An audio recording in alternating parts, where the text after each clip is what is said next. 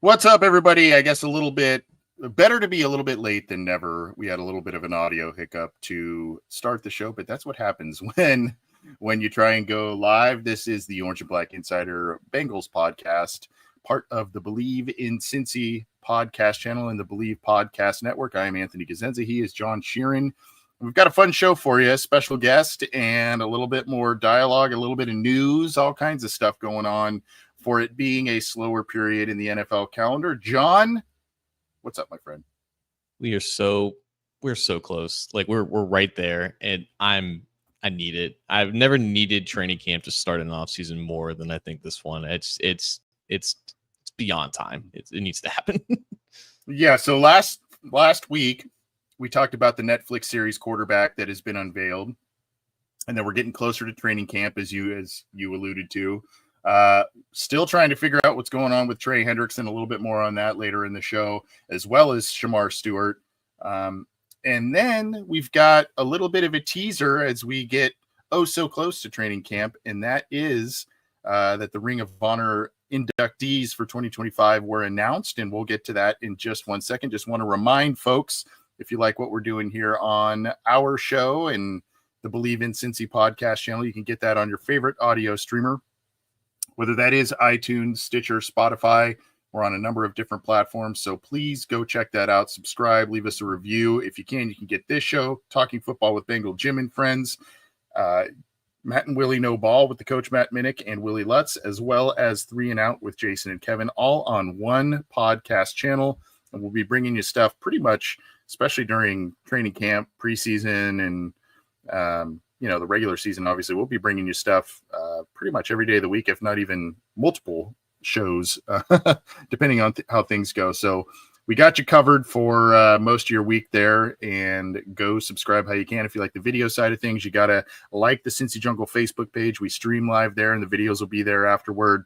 You got to follow one of our X accounts. We stream live from a couple of different ones, so go check those out. And of course, you can get to our YouTube channel at Bengals OBI on YouTube. Go check that out. Go check out some past interviews we've had with a lot of fun people and other episodes that we've got out there. We did a little mini video to tribute the Ring of Honor inductees of this year. So go check that out. A little fun one we did yesterday. And we've got a lot more coming down the pike. So enjoy. And I want to know, and I think John wants to know as well, if you want us on other streaming platforms like, a Discord, if you want us to do a TikTok thing or any of that kind of stuff. I know I'm not good at that stuff, but if you want us to do that kind of stuff, leave it in the comments or the live chat here. We'll see what we can do about spreading what we do out a little bit more. John and I are not the greatest self-promoters of the show. Yeah, I guess we got to do a little bit better job of that. But regardless, if you want us on some different platforms or different things like that, you want to see us do some different things, we're always open to feedback and that sort of thing. So let us know. We've got special guest Ryan Roberts from the A to Z Sports Network joining us in just a little bit. He covers Notre Dame football, and he's got some interesting stuff and insight to share with us on guys on the Bengals roster, coaching staff, etc., that have Notre Dame ties. So anxious to hear from him. That'll be a lot of fun. We'll get to him in just a few minutes. But John Sheeran, as we said at the beginning of the show, the great Dave Lapham and Lemar Parrish have been nominated, and rightfully so. Yes, round of applause for both of those gentlemen. To the 2025 the 2025 Ring of Honor inductees coming up here. And I think this is, again, we talked about this. If my memory serves, this will not be done on a primetime game. It's a regular season game. So regardless, that should not take away any of the luster for these two fine gentlemen.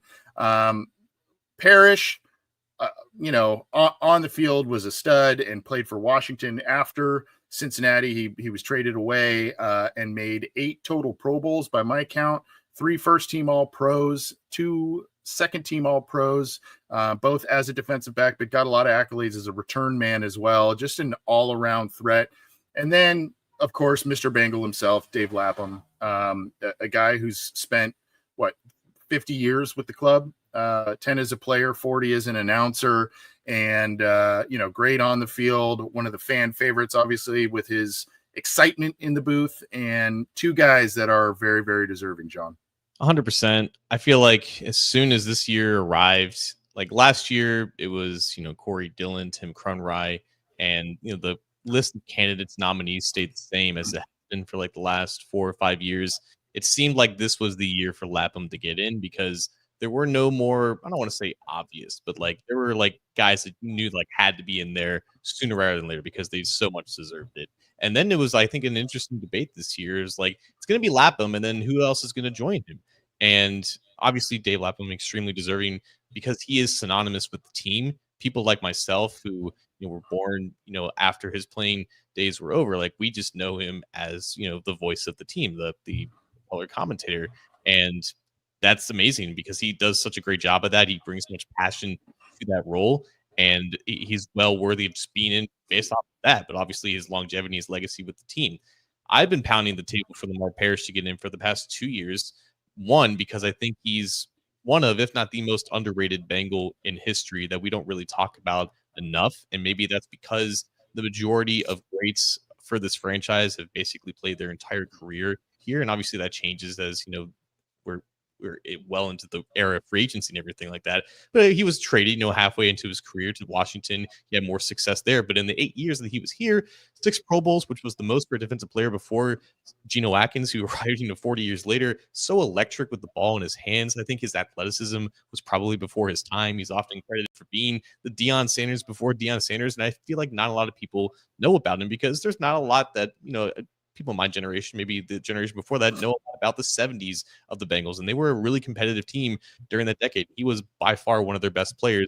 Maybe he gets overshadowed by Ken Riley as well because he played at the same time as him on the opposite side, but they were a deadly quarterback duo. And it's just great that someone from that era who is 77 years old gets to witness this honor for himself. This is one of those unfortunate times that I wish that the late, great Ken Riley was with us so we could hear what he had to say and the pride that he undoubtedly would have had for his fellow cornerback joining the Ring of Honor and getting the accolades with the Bengals that he so richly deserves. Parrish had 47 career interceptions. John, this is chronicled a bit in the little mini video we did honoring these two, but there's some crazy stuff here. 3 fumble returns for touchdowns in his career, 4 interception returns for touchdowns in his career. Going to his stats as a return man, 1 kickoff return for a touchdown. That was actually his rookie year, believe it or not. 4 more punt return touchdowns throughout his career. Again, all of those with the Bengals. And then he also had a blocked extra point that or field goal that he returned for a touchdown as well to boot. So when you say all around threat with the football in his hands, I mean, God, we maybe want to try him on offense here and there. I mean, on defense, when he got his hands on the ball and he did that often, it was a major threat to go all the way and turn the game in a completely different direction. Lapham, just a guy, he didn't have the Pro Bowls and all that kind of stuff that many of the other Ring of Honor nominees or inductees have had. But on the field, he was a guy who played like every position on the offensive line. In that 81 season where the Bengals made it to the Super Bowl, he was playing left guard, especially in that postseason and in the Freezer Bowl right next to Anthony Munoz. And so he was a part of some very iconic teams and wins on the field. And then, of course, he has some epic calls in the booth from other times, other iconic games and moments for the Cincinnati Bengals. So a guy just personifies all things Cincinnati Bengals, and a well-deserved honor for him as well.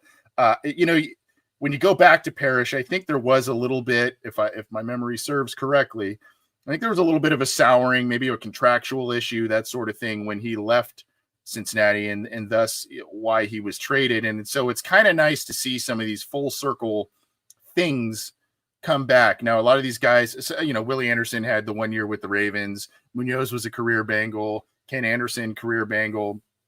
Boomer played for the Jets and the Cardinals after. I mean, some of these guys ended their careers elsewhere. We know Dylan went on to have great success with the Patriots. It's good to see a couple of guys that made the Ring of Honor these past couple of years that maybe didn't end on the most,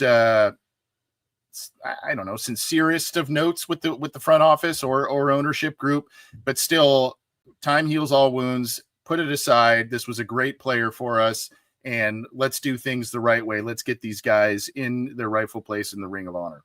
It's interesting because Parrish was asked about really two of the things that you touched on in his Ring of Honor press conference. He was asked by Jay Morrison about if he had at the time any like sour feelings about the team, and maybe this was a case of it being 40 years into the future, and bygones be bygones. But he said no, like it was never anything like that. He realized that it's a business at the end of the day, and he had so much respect for the team, and specifically Paul Brown, who obviously drafted him to play cornerback, even though he wasn't a cornerback coming out of college. And he said himself that he was kind of on the smaller side. He was like 5'10", 180 something pounds.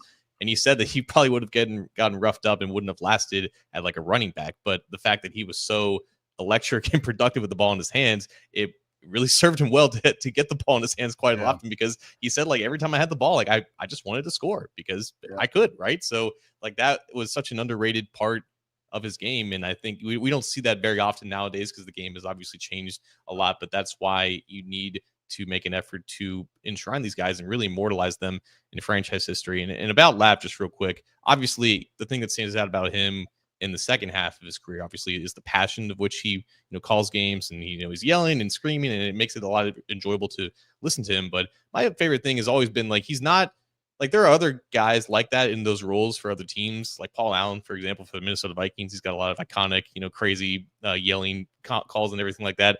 But you learn a lot about the game with Lap, and I learned a lot about just his, between play breakdowns, calling out techniques specifically for the trench plays, because that's where he had obviously his come up and everything like that. So he was and he still is very intelligent about the game.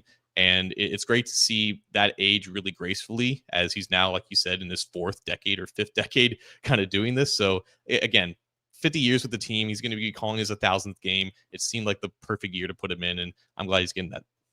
Yeah, absolutely. Two guys very well deserving, and can't wait to see the induction ceremony, the official ceremony, where they get those cool jackets. I'm so jealous, those suit jackets with the oh my gosh, those are so cool. Just real quick before Ryan Roberts joins us to talk about the Bengals staff roster, especially from a Notre Dame perspective, because there are some interesting facets to that, and maybe also get his glimpses on some of the draft picks that the Bengals did accumulate, even though they can't sign their top one as of yet. EasyTube 513. This is kind of where we were going next. What do you guys think should be the next Bengals or Bengals to be inducted? To me, right now, again, I don't have the list of nominees in front of me. I would say there's a short list for me of 3 or 4. I mean, it's hard because you go, man, Pickens, but then I look at it and I go, man, James Brooks has just got to be in that conversation, and Max Montoya has to be on that short list for me. I think those are two that I think should get a lot of consideration next year. Of course, you got Jim Breach and Reggie Williams as well that are deserving in their own right. So those are a couple of guys on my short list. I think if I had to cast a vote today, I'd probably go Brooks and Montoya. And it's a tough decision though. Yeah, I think my top 3 would be Williams, Montoya, and Brooks, because Brooks is arguably the best running back in team history from like a production standpoint. and just his value for those teams in the 80s. Montoya, it's interesting. Like I looked at it's a very imperfect metric, but like Pro Football References, like approximate value metric, Yep. Taking account for everything. Lemar Parrish has the third highest for any 7th round pick in NFL history. 4th highest is actually Max Montoya. So again, incredible value when the draft used to be like 12 rounds long. So that was technically like a mid-round pick. So still phenomenal value and great careers that those guys turned out. Reggie Williams, at the end of the day, though, might be the best overall person to ever play for the Bengals, for how long his career lasted, how durable he was, but also the impact that he made off the field and just the person that he was at that time. Like that is someone that who is definitely Ring of Honor worthy. So any of those 3 guys coming in, whether it's next year or 2 years from now, but apparently there's gonna be some changes to Ring of Honor. We don't know what those changes are. We don't know if it's gonna be tougher for these guys to get in, but like the sooner the better for those 3 individuals specifically. Montoya played, I think, 15 years in the trenches overall. Went on after the terrible idea of Plan B free agency, where teams they had their roster just torn apart during those early 90s. But one of the rare guys who played in the 70s, the 80s, and the 90s to do that, Max Montoya made, I believe, 5 Pro Bowls as well. Just when that line was really cooking in the 80s, he was a huge, of course, there's Munoz. He was another huge part of that. And Brooks, for me, in that era of early 80s and into the 80s, that was an era of a lot of big, thundering running backs, and you just give the ball to him and let him get the 3 to 5 yards in a cloud of dust type of thing. He was an all-around weapon, just an all-around weapon, and there weren't many guys like him at that position at that point.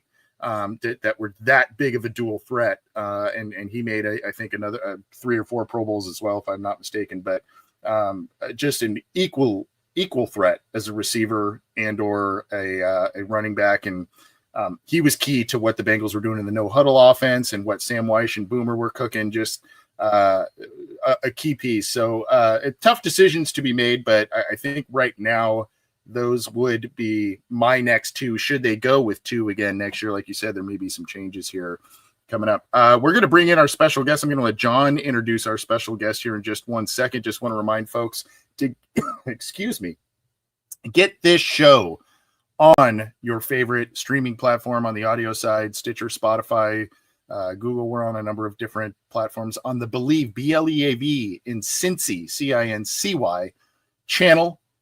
Through the Believe Podcast Network. So go resubscribe to that. Leave us a review. We appreciate that. And of course, the video side, Cincy Jungle's Facebook, our YouTube channel, you can subscribe to that. Underneath John's side of the screen on the bottom right-hand side, there's a show icon. Click that. Do the thumbs up. Do the subscribe thing. All of that. And we'll keep churning out content for you. We got a special guest on today. I've been wanting to bring him on for quite some time because the Bengals had a pretty notable coaching hire back in January, and this guy covered it better than anyone I've seen from the Notre Dame side. He is a college football and NFL draft expert. You can find him on Twitter at Rise and Draft. Ryan Roberts from my own A to Z Sports. So Ryan, how are you, man? I'm good, John. I'm good. Anthony, nice to see you. Nice to meet you. Yeah, thanks for coming on, man. Yeah, appreciate you coming on. No. Yeah, no, I appreciate you for having me on for sure. I know it's been a little bit of a busy off season for you guys, to say the least. So I appreciate you for spending some time for me. Yeah. If only you knew, man. If only you knew. But you're here now. You're past all like the drama that either is concluded or isn't concluded. But obviously, the Bengals chose a path this offseason, specifically on the defensive side of the ball, where they weren't really churning over the roster from a personnel standpoint, and they decided that it was the coaching that needed a lot of change. And when they fired Lou Anarumo, it seemed very clear from the start that Al Golden was their guy. Apparently, he's been neighbors with Zach Taylor ever since he left for Notre Dame a couple years ago.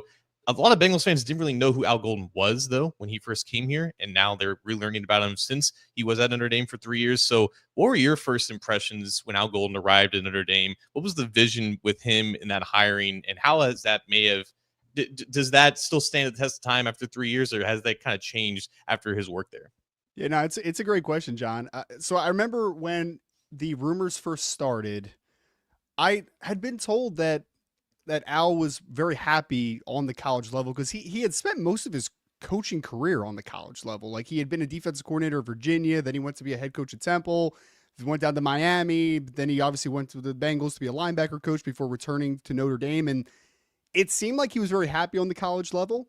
But then once I heard, and it's great that you mentioned it, once I had heard that his kids were still going to high school in Cincinnati and they still had their home there, I was like, oh snap! Like this might be real. Like there might be some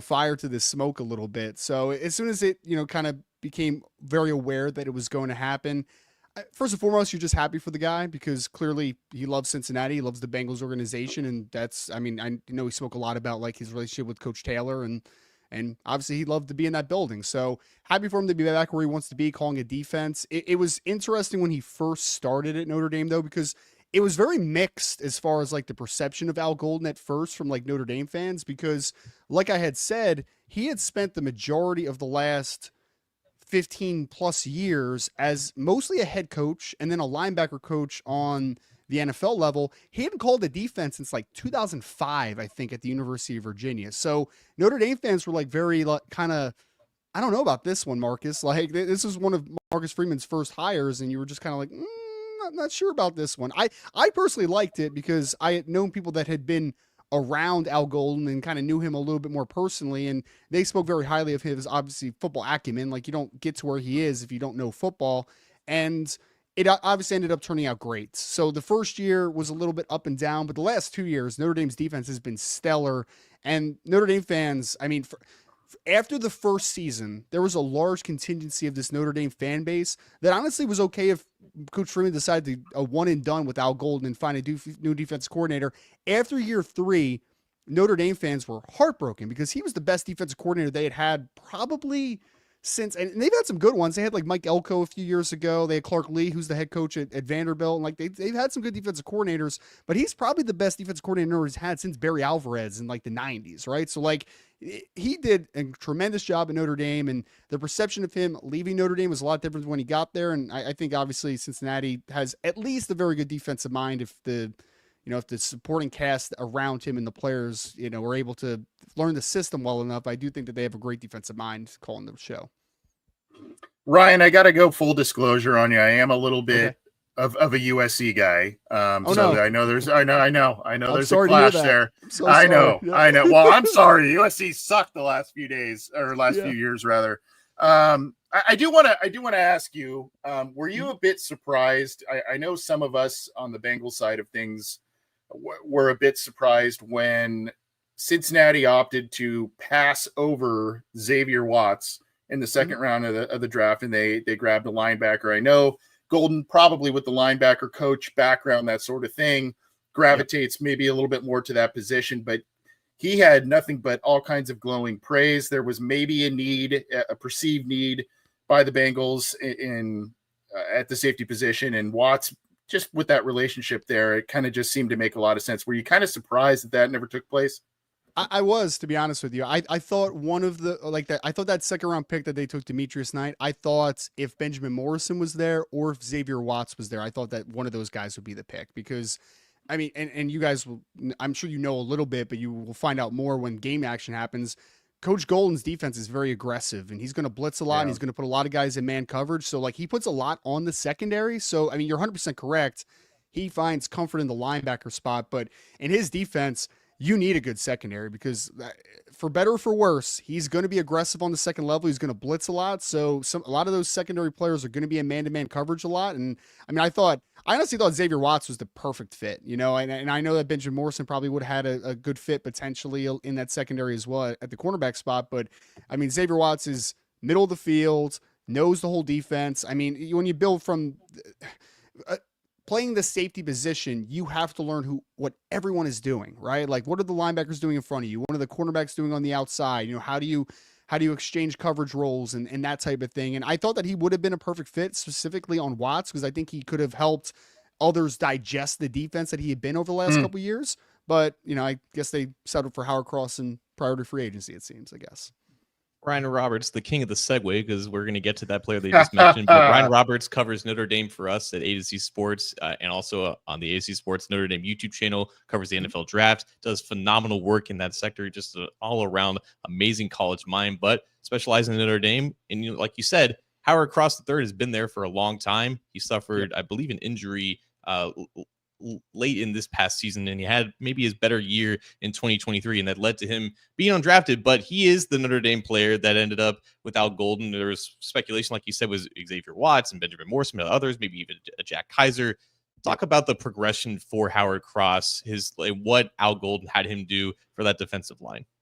I mean, it was a real shame, to be honest, this past year, because the year started out bumpy for Howard, and he wasn't playing great football early in the season because he was actually coming off of just like a nagging tissue injury early in camp, and then he kind of rushed himself back to get ready for A&M and that type of stuff. Like, he was the good soldier early in the season, and then he aggravates, his leg down the stretch. And again, it's nothing, substantial, but like it's a nagging injury where the problem with Howard Cross is 6'1", 285 pounds, right? Like, he's naturally a smaller guy.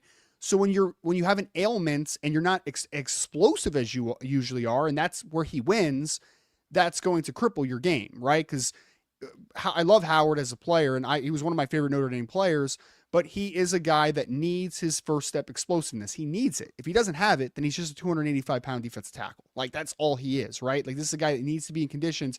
You saw it in 2023, though, when he's healthy for a full season, and even when he's healthy for parts of 2024, this kid's a good player, man. And he had, going into the year from spring grades last spring, he had some 4th-round grades from like NFS and Blesto. So like, he was well liked before the season from the NFL side of things. Unfortunately, his production wasn't the same. His play wasn't the same this year. He's a guy that does need to be healthy because that natural just lack of size. And when I say he's 285 pounds, he's a guy that like is not a naturally 285-pound kid. You know what I mean? Like, he needs to load up and calorie it up and carb it up to be able to play at 285 pounds. Like, he's just not that naturally big of a guy.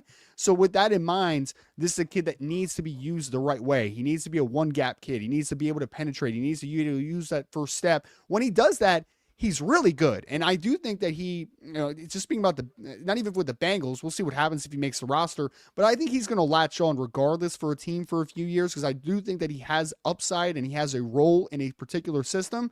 It's just about being able to stay healthy, because without it, he is, again, just 285-pound defensive tackle. I want to expand on that because, and this is, I do not mean to bestow this type of hype around Howard Cross, but you mentioned a guy who's 6'1", high 280s, maybe can get to 300 pounds. No. You're talking about a guy with an explosive first step. You're talking about a guy who was once looked at as a 4th-round pick. There was a guy in Cincinnati who we mentioned earlier in this show that went to Georgia, maybe. Yeah, Mr. Geno Atkins, and he was a master of explosive first step and using leverage. Now, I'm not going to bestow any of that on Howard Cross, but I guess what I'm saying is, if in the NFL, you kind of say 6'1", 285 doesn't really translate all that well on the interior, but should he bulk up, should he be fully healthy, in a couple of years, might this be a guy that's a diamond in the rough, maybe even only as a rotational guy? Should the Bengals, I mean, it would seem his best shot is with Al Golden and the Bengals, right? To make it work. Yeah. I mean, he's used to the system. He understands. And more than anything, Al Golden also understands him, right? Like, that's a big thing too, because, the big thing about new coordinators a lot and new coaches in general is that they need to figure out first their personnel, but then also a part of that personnel conversation is not just what a guy can do, it's what he can't do too, right? So like, Al Golden knows the strengths, he knows his weaknesses, he knows the role he fits, he knows the roles that he doesn't. So I think that knowledge back and forth is a huge beneficiary to both sides. I 100% do. I will say Geno Atkins, and again, I know you're not directly comparison. Geno Atkins was a man-child, though. Like, he may have been small, but that dude's like brute strength was unreal for his size. Insane. I don't think that Howard's quite that guy. I think that Howard, though, can make a roster, and I think he could be a good rotational interior defensive lineman. Is he ever a starter? It's borderline, right? Like, I think he could be like a spot, we always talk about spot starters for quarterbacks, but like spot starter on a defensive tackle spot, right? Like, he's started a couple games a year, but he's mostly a rotational player. Like, I think that's more of his upside, just because I think he's not a naturally big guy. So I do think it's going to be tough to stay healthy all the time. Like I do think that is. And if he's able to do it though, I think he has a role. I think he has a rotational spot potentially on the NFL level. I don't know if I quite see starter though. I thought before the year that we could potentially get there, but I do think that there are some deficiencies obviously that we just can't skate around too much. Yeah. Talking again to A to Z Sports, Ryan Roberts. If you are watching on YouTube, you can see in his background. The A to Z Sports film room is run by him and Joe DeLeon. Excuse me for that, but they produce great NFL draft content year round. They got some NFL draft rankings out right now. But again, as far as the NFL draft goes, Shamar Stewart. Oh, Ryan was one of the guys that championed Shamar more than anyone that I've seen. And thanks a lot, Ryan. Thanks a lot. I think he made a lot of great points. And I guess this is kind of like a two-part question. Why did you see that in Shamar Stewart, maybe more than what the production was? And how do you think he fits in the now Golden defense? Because we've heard all about his aggressiveness and his blitz packages and his stunts and his twists. Where do you see his fit in this defense? And why are we so bullish on him in the first place? Did you see on Twitter that he just signed with the Bengals? Did you guys see that? You're joking. I'm joking. Yeah. I'm sorry, I was gonna say, you cannot get that past me. You cannot get that past me. I'm so sorry. Yeah, that was a terrible joke. I was almost scouring. For it, you know. Two parts, right? I'm a big guy that, and this is from a decent amount of a track record of doing my own player evaluations. Early in my career, I learned a lesson on the edge where I valued early on guys that are hand technicians and have high floors, and I didn't value enough athletic traits on the edge. And when you really think about it, it matters so much, man. It really does. And I understand that the production is scary, but it's been scary for some other players and they figured it out, right? Like a Daniil Hunter is an example when he came out of LSU. Like there have been guys that have far outperformed their college production because the athletic traits and the upside, and they fell into a good situation. Like it was always going to depend on situation for Shamar. Like if he landed in a spot that did not have a great defensive line coach, did not have a great system, didn't understand how to utilize him, I don't think he would have been an overly successful player. With Cincinnati, I liked the fit personally, which is why I kind of kept mocking him at points in this draft cycle. Because one, I trust Al Golden, with the background, but two, I think Trey Hendrickson, as long as he's on the team, Trey Hendrickson, though, is the perfect mentor for a guy like him because everything that Trey is, and Trey's talented, obviously, right? Like he's 6'4", 265. I'm not acting like he's like a 6'1", 240 overachiever. Like he's a talented dude, obviously, but Trey Hendrickson is also a veteran. Like he understands how to rush the passer at a high level. He is intellectual. Like he knows how to play the position. And I think that is the perfect player. Like I had mocked him throughout the season to Cincinnati with Trey Hendrickson, Nick Bosa with San Francisco. Like he needed a mentor, right? And that's why I really liked the fit potentially in San Francisco, because if he's able to have some of Trey Hendrickson's just savvy and understanding rub off on him, that kid's one of the freakiest athletes we've ever seen come out at defensive end. So it is a gamble, but I do think when you are a roster that needs defensive talents so much like the Bengals did, I think the pick is worth the risk at 17. Like I'm not talking about him at pick 5, pick 7, like a top 10 investment pick. 17 is still good capital, obviously, very good capital. But I do think at 17, I'm willing to take the risk and I'm willing to see how it plays out, because I do think that him working with a guy like Trey Hendrickson could be massive for him. That's an interesting point. I guess we've kind of glossed over the potential mentor thing because of the contract stuff. No, they were there. Yeah. I mean, it just can't happen right now with everything going on. Yeah, but they're going to show up on the same day. We're speaking God. They're going to walk in together. Oh God. I am kind of curious about some of the other players that you mentioned in the Bengals draft class. I mean, I don't want to totally veer away from the Notre Dame side of things, but again, I think it was a little bit of a surprise about Demetrius Knight that early. I think a lot of people kind of pegged him as a 3rd round pick.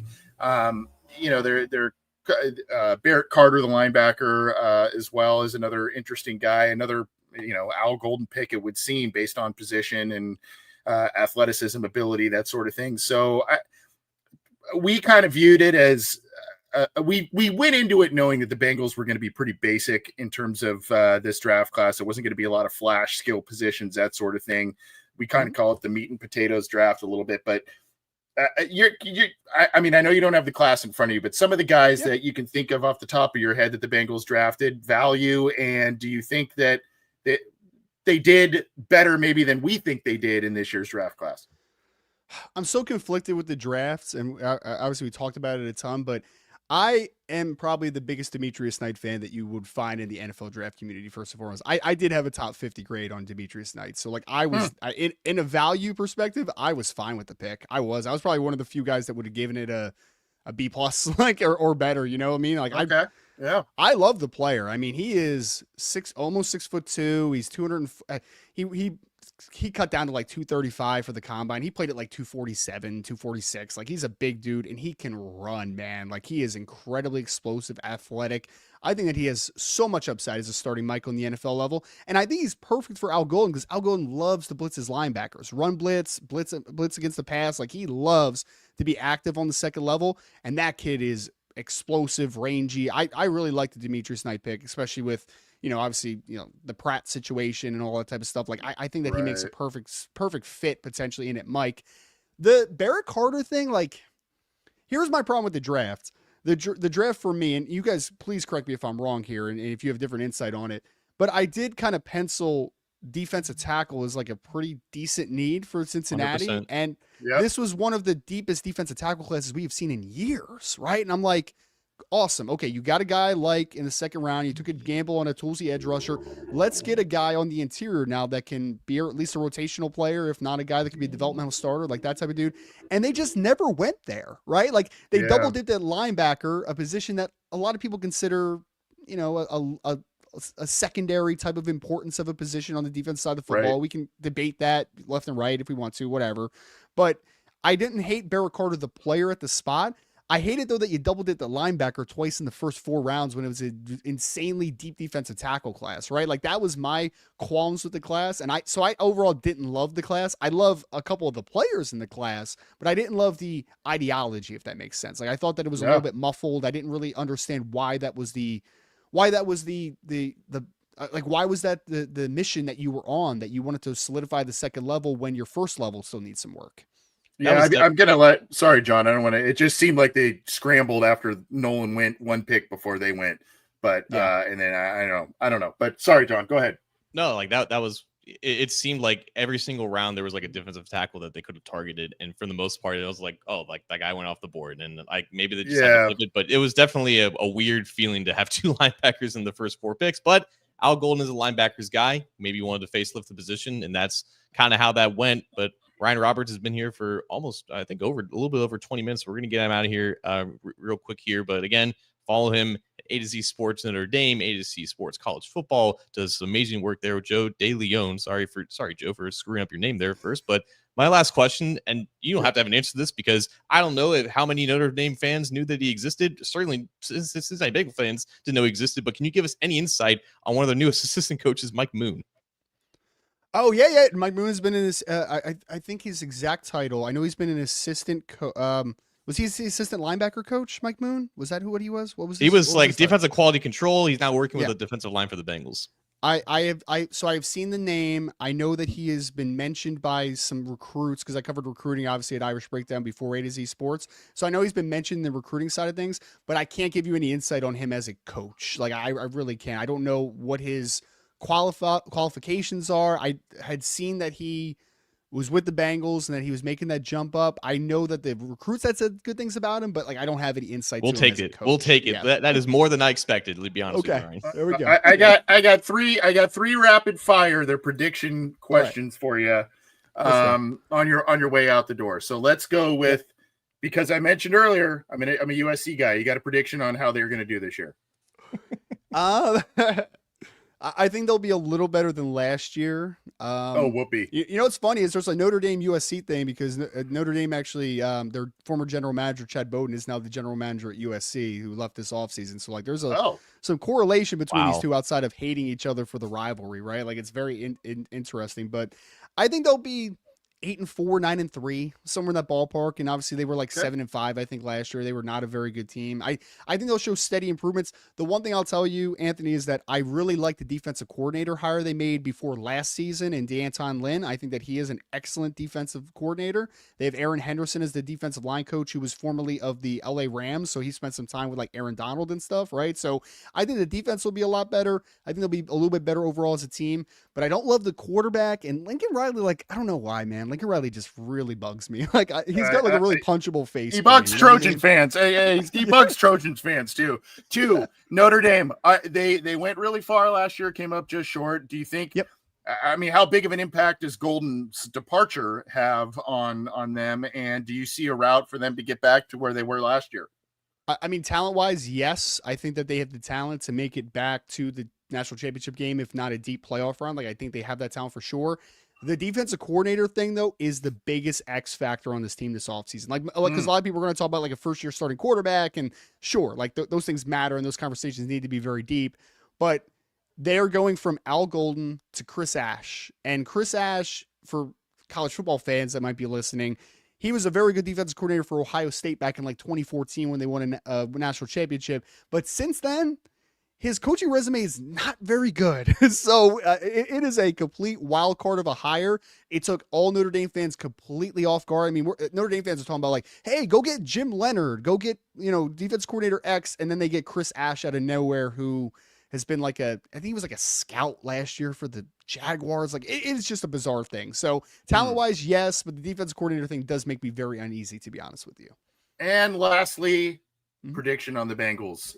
Is it going to take 3 years for Golden to turn around the defense in somewhat of a noticeable way? And do you have a record prediction for the Bengals from your other side of the fence? We're maybe a little too close. You know what I mean? Yeah, I think they'll be improved because I mean they lost a lot of close games last year, right? And I know the defense let them down a whole lot. I'm going to say they go somewhere around 11-6, so they are a couple games improvement there. Okay. And I think that they'll take a step because I mean it's hard to count out Joe Burrow and Jamar Chase and T Higgins and all that offensive firepower. Defense just needs to be a little bit better, and they'll be a whole lot better from a record perspective. Just win a couple more of those close games.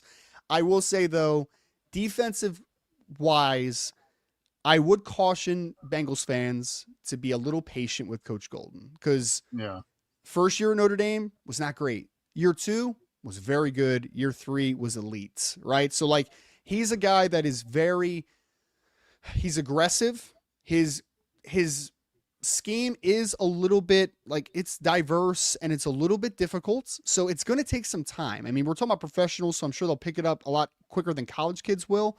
But I will say that year 1, you saw a little bit of miscommunication and guys not being in the right spot. And then you saw steadily them start to figure it out in year 2. And then obviously into year 3. So I do think that it's going to be a couple year of an overhaul on the defense side of the football, but I do think the team will be improved because as long as the defense is just a little bit better, I think you're going to win a couple more football games potentially. Awesome. Hey, great stuff, Ryan. Appreciate it. John, take it away. I mean, you just said it all. Like, Ryan Roberts, wealth of knowledge on the NFL and college football side in Notre Dame. We'll have to have you back on it for some NFL draft purposes. Absolutely, man. I'm gonna get in touch with Coach Moon, and then I will know a whole lot more about Mike Moon next time. And we'll start the conversation there. Okay. All right. This was awesome, man. Thank you. Thank you guys so much. Have a great night. John, thanks for setting that up, buddy. Ryan Roberts, wealth of knowledge there, man. He's especially. It's really hard to keep up with coaching stuff, particularly in college, and for him to know all the movement around with that's pretty impressive, man. I remember watching his Notre Dame videos when Golden was leaving, and it was the first time I've ever seen him on camera. I'm like, oh my God, like I can't match up with this. It's like watching Mel Kiper in his prime, like with the way that he's just getting information off. But yeah, like it had to happen. We got a Notre Dame connect. We had to take advantage of that. But yeah, we'll definitely have him back on for the draft as well. He's got to get the Mel Pompidou going. He's got to get that going. But thanks to Ryan Roberts for joining us, and John, thanks for setting that up. That was a lot of fun and good insight on Notre Dame personnel that are on the Bengals coaching staff and roster to this point. We're going to wrap things up with a little bit of a brief bit of news. Basically, TJ Watt has signed a mega extension with the Steelers as of Thursday afternoon, evening. I believe AAV is what's being reported is about 40 million a year, correct? 41. 41. So I think will be the highest paid non-skill position guy, just bettering Myles Garrett's deal that he just got. And so now we play the game called Where is 91? And the impact of this, John, now that another edge defender mega contract domino has fallen. The Steelers, for all of their greatness, like they used to do contracts like the Bengals. Like TJ Watt in 2021, he got a lot of guaranteed money, and that was the first time that they ever did something like that. Now he did it again, only to a higher degree. So like he sticks out like a sore thumb for the Steelers. But in terms of the monetary value here, I don't think it impacts trade that much because Myles Garrett, he got, like you said, he got 40 million in new money, which doesn't even kick in for like another couple of years. So it's almost like a fake contract where it's going to be even cheaper by the time that does end up hitting his bank account. This deal does officially reset the edge market at 41 million a year. But when Myles got that deal, Trey was like, I'm not looking to be the highest paid defensive end. And I don't think that TJ doing this now, I don't think it necessarily changes it. Obviously, it's interesting that all three of these guys were in the same 2017 draft class. They're all about the same age. And this is another bullet point against the Bengals in these negotiations because it's someone at that point in their career. TJ Watt especially has dealt with injuries in recent years, and there's a question about his long-term durability. For him to get 3 years with over 100 million in guaranteed, Trey is wanting that long-term security in terms of at least a 3-year extension. You would assume the Bengals apparently haven't been willing to go past 1 year because they only gave him the 1 year back in 2023. I think this is a big win for Trey, not necessarily from a money standpoint, but from a long-term security standpoint. Like I think this really establishes his case for getting a 3-year extension. And if 2 years was like the compromise between the 1 year that the Bengals were offering and the 3 years that Trey wants, I think this really does push it to a 3-year extension is likely if it is going to happen at all. We talked about this a few episodes ago when the Shamar Stewart contract stuff started, and it was about the Bengals and their complete unwillingness to set precedents, particularly when it goes against them financially, right? And so they don't like to be the front, the forefront of a new contract, unless you're talking about the Shamar Stewart thing. But a lot of teams have kind of done that. But they have, like you said, wanted a much shorter term contract extension for Trey. And I understand the rationale to some degree, but this now isn't because they have structured these big deals to their stars. They have structured them in the wake of other deals to similar players getting done. Right. Now Trey, I don't know if I think he's a touch older than TJ Watt. They're both 30 and Myles Garrett's 29. So, again, the age thing, you go, I mean, there's really not that big of a difference. And then you look at the recent production, particularly of those players, and you go, not a ton of difference there either. So, again, I think to your point, I do think that this is a win for Trey's camp, not necessarily in AAV, not necessarily in total guarantees and all that kind of stuff. But, hey, these are the guys, like you said, these are my contemporaries, right? And this is what they got. And now the benchmarks are there for you to step up to the plate and create the contract. It feels like, just based on how much he wants to be in Cincinnati, Trey may be a little bit more reasonable financially speaking, and he just doesn't have the same kind of, I guess, national hype so much as a TJ Watt or a Myles Garrett, but he is nearly, if not as good of players as those guys. He has shown it particularly last year. And so I think now the Bengals have kind of pinned them again. You play the waiting game, you pin yourself in a corner, and they've done it. And now there's more chips in Trey's corner saying, hey, these are the way these deals are structured. This is the deal. It's the waiting game because when they first start this process, they go extremely lower than they should, right? Yeah. Like if the reports were true that his new AAV would be like 25 million, And that was before Max Crosby got $35.5 million in like the very beginning of March. That instilled the waiting game that we're in now. That instilled this holdout that's ongoing. Nick Bosa started this in 23, I want to say, when he got like 34 million a year. You can't make a top 6 edge rusher list without Trey Hendrickson. The 5 of those guys have all been paid or are about to be paid, because Micah Parsons is definitely a part of it, and he's probably going to get more than TJ Watt. They're all above 34 million a year. You could have potentially gotten away with like 30 million a year before Max Crosby signed, but you didn't even value him at that point. You were still millions off from there before all these deals happened. So it's not just waiting, it's undervaluing these guys and undervaluing the market as a whole, because he's clearly, like you said, he's a contemporary with these guys. He's not tremendously older than any one of them, but he gets results, he gets production, and the tape proves it as well. So yes, this should confirm that it's going to be at least 35 million a year. It's just depending on the guarantees and the years and quote unquote the language, whatever that ends up being. But yeah, I do think that this is a important stepping stone, the Watt deal, to get something done with Trey. And I don't know if it accelerates things or if it drives a further wedge between the two of them, but oh boy, one of those two is true. Yeah. There doesn't seem to be a lot of middle ground there, but we're going to drop the mic and get on out of here. It's been a fun show talking Ring of Honor, both the 25 class as well as maybe some names we're thinking of for 26. We brought in Ryan Roberts, draft analyst and Notre Dame specialist from A to Z Sports. And of course, we just talked about TJ Watt and his new contract and the potential impact on the Bengals and Trey Hendrickson. So let's drop the mic and get out of here. John, what do you got for us on the way out the door?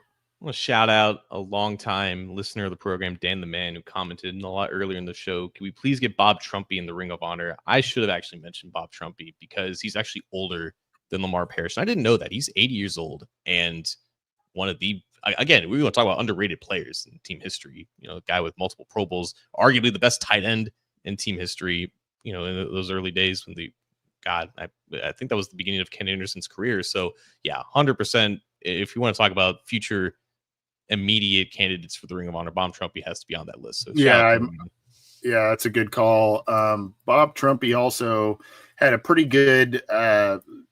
He was an announcer on a national level for quite some time as well.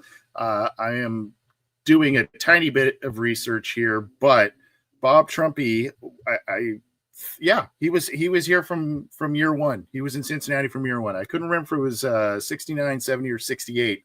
So he was one of the first guys and kind of revolutionized the tight end position into really a true, deep threat, receiving threat type of position instead of an extra offensive lineman, if you will, that could occasionally catch a football. So another good name that probably needs to be on a short list that just keeps expanding for the Ring of Honor nominees. I just want to say thank you to you, John, as well as all of our listeners, because we are coming up on, I believe, our 9th anniversary. We started this show in 2016, if you can believe it. And John, you joined us in 2019, I believe, if I'm not mistaken as well. 2018, excuse me. Because I was going through the archives of our shows, doing some different stuff. And I saw you in 2019 doing draft stuff with us. So yeah, 2018. My apologies, sir. But it's crazy that it's been that long. It's crazy what we've been able to do, who we've been able to talk to, and just goof around on the computer and talk Bengals for that much time. But I appreciate you. I appreciate all of our listeners, and those, whether you're brand new to the show or been listening from day one or somewhere in between. We're just now that training camp's coming up. I believe that's kind of right around when we started it, that July, August time. So just wanted to mention that and thank you all for supporting it, and John for everything you do for the show, my friend. It is by far one of the longest running Bengals podcasts, Bengals shows on the internet. And that's all attributed to you, Anthony, for being one of the founding members of this and really just carrying the torch. I remember it was 2018 because I was still in college at the time. And that was when, typically we have the shows on Wednesday during the season. So it was like fall semester. I was in the library for one of the shows because I was remember that. in the study room. I don't even think the audio was good at all because like it was just echoing like crazy. My mic wasn't good. I at remember all. that. But it was like after the Steelers game that season and they played bad. And it's just like, like that's just what the state of the show was at the time because I was just 22 years old. I had no idea what I was doing with the microphone in front of me. So I hope in these past 7 years I've grown at least a little bit. And the show has definitely grown too because of everyone who continues to listen and everyone who continues to follow along. So thank you guys. Yeah, it's been fun. It's been fun. That's not a self pat on the back. It's just a big thank you for continuing to ride with us for such a long time. And it's been a lot of fun. But John, you are the man. And all of you, we love you all. Thank you for tuning in. Thanks to Ryan Roberts for joining us this week. We'll have more fun guests coming up. So keep it tuned to the Orange and Black Insider, part of the Believe in Cincy podcast channel and the Believe podcast network. Go get our YouTube channel. Go to Cincy Jungle's Facebook page. Keep it to A to Z Sports for John and the great work Ryan Roberts does in the draft and for Notre Dame, covering Notre Dame. And, of course, go to Foco.com. This show is brought to you in part by Foco, the fans-only company. Get some exclusive Bengals merchandise at Foco and get I believe a 10% discount or something when you first-time shopper. So go check that out. John, we'll talk soon, bud. Take care. Peace.